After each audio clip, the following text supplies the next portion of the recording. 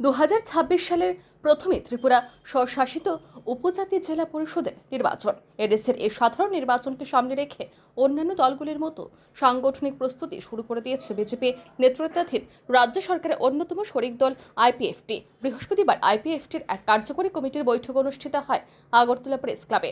এই বৈঠকে সভাপতিত্ব করেন দলের সভাপতি তথা প্রাক্তন মন্ত্রী প্রেম কুমার রিয়াং। বৈঠকে উপস্থিত ছিলেন দলের অন্যতম সাধারণ সম্পাদক তথা মন্ত্রী শুক্লাচরণ নোয়াতিয়া সহ কার্যকরী কমিটির প্রায় সকল সদস্য। বৈঠকে আসন্ন এডিসি নির্বাচন সংক্রান্ত বিভিন্ন বিষয় নিয়ে বিস্তারিত আলোচনা হয়।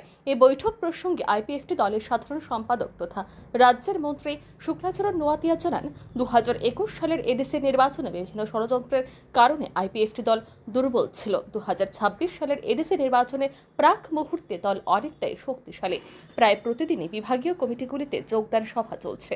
নেতৃবৃন্দ সর্বশক্তি দিয়ে দল গোছানোর কাজ শুরু করেছেন।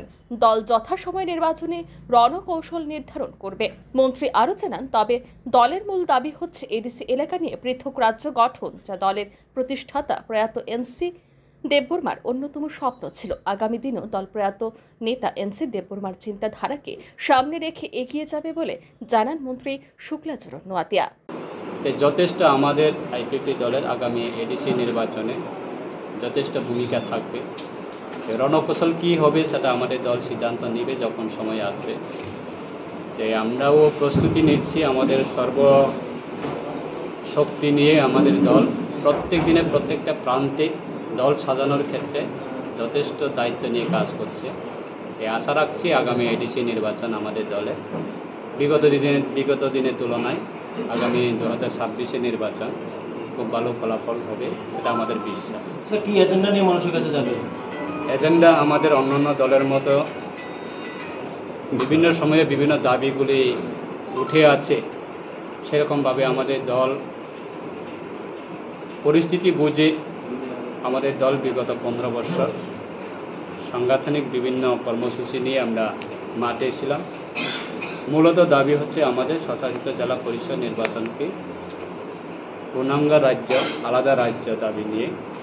আমাদের স্বর্গীয় প্রাক্তন রাজ্য সরকারের মন্ত্রীও ছিলেন এবং দলের সুপ্রিমোও ছিলেন এবং ফাউন্ডার ছিলেন স্বর্গীয় এনসি দেববর্মা।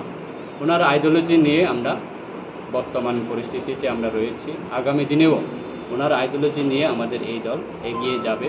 সেই কর্মসূচিতে আমাদের আগামী দিনে ভূমিকা।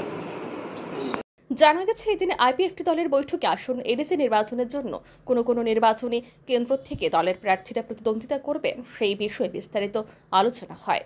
ব্যুরো রিপোর্ট, আর নিউজ।